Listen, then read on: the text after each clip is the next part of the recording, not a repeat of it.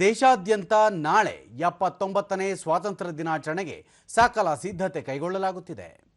ದೆಹಲಿಯ ಐತಿಹಾಸಿಕ ಕೆಂಪುಕೋಟೆಯಲ್ಲಿ ಪ್ರಧಾನಿ ನರೇಂದ್ರ ಮೋದಿ ಅವರು ರಾಷ್ಟ್ರ ಧ್ವಜಾರೋಹಣ ನೆರವೇರಿಸಿ ದೇಶವನ್ನುದ್ದೇಶಿಸಿ ಭಾಷಣ ಮಾಡಲಿದ್ದಾರೆ. ಈ ಬಾರಿಯ ಸ್ವಾತಂತ್ರ್ಯೋತ್ಸವ ದಿನಾಚರಣೆಯ ಘೋಷವಾಕ್ಯ ನಯಾ ಭಾರತ್ ಎಂಬುದಾಗಿದೆ. ಸಮೃದ್ಧ, ಸುರಕ್ಷಿತ ಹಾಗೂ ದಿಟ್ಟ ನವ ಭಾರತದ ನಿರಂತರ ಉದಯವನ್ನು ಸ್ಮರಿಸಲು ಹಾಗೂ ಪ್ರಗತಿಯ ಹಾದಿಯಲ್ಲಿ ಮತ್ತಷ್ಟು ಮುನ್ನಡೆಯಲು ನವೀಕೃತ ಶಕ್ತಿಯನ್ನು ಒದಗಿಸಲು ಈ ಸಂಭ್ರಮ ವೇದಿಕೆಯಾಗಿ ಕಾರ್ಯನಿರ್ವಹಿಸಲಿದೆ. ಈ ವರ್ಷದ ಸ್ವಾತಂತ್ರ್ಯ ದಿನಾಚರಣೆಯಲ್ಲಿ ಆಪರೇಷನ್ ಸಿಂಧೂರ್ನ ಯಶಸ್ಸನ್ನು ಸಹ ಸಂಭ್ರಮಿಸಲಾಗುವುದು. ಸ್ವಾತಂತ್ರ್ಯ ದಿನದ ಆಹ್ವಾನದ ಪತ್ರಿಕೆಯಲ್ಲಿ ಆಪರೇಷನ್ ಸಿಂಧೂರ್ ಲಾಂಛನ ಹಾಗೂ ಚೇನಾಬ್ ಸೇತುವೆಯ ಚಿತ್ರ ಒಳಗೊಂಡಿರುವುದು ವಿಶೇಷವಾಗಿದೆ.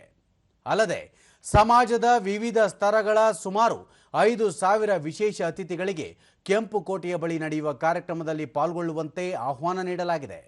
ಇವರಲ್ಲಿ 2025ರ ವಿಶೇಷ ಒಲಿಂಪಿಕ್ಸ್ನ ಭಾರತೀಯ ತಂಡ, ಅಂತಾರಾಷ್ಟ್ರೀಯ ಕ್ರೀಡಾಕೂಟಗಳ ವಿಜೇತರು, ಖೇಲೋ ಇಂಡಿಯಾ ಪ್ಯಾರಾ ಕ್ರೀಡಾಕೂಟದ ಚಿನ್ನದ ಪದಕ ವಿಜೇತರು ಸೇರಿದ್ದಾರೆ. ದೇಶಾದ್ಯಂತ 140ಕ್ಕೂ ಹೆಚ್ಚು ಪ್ರಮುಖ ಸ್ಥಳಗಳಲ್ಲಿ ಸೇನೆ, ನೌಕಾಪಡೆ, ವಾಯುಪಡೆ, ಭಾರತೀಯ ಕರಾವಳಿ ಪಡೆ, NCC, CRPF, ITBP, CISF, SSB, BSF, IDS, RPF ಮತ್ತು ಅಸ್ಸಾಂ ರೈಫಲ್ನ ಬ್ಯಾಂಡ್ಗಳು ಪ್ರದರ್ಶನ ನೀಡಲಿವೆ.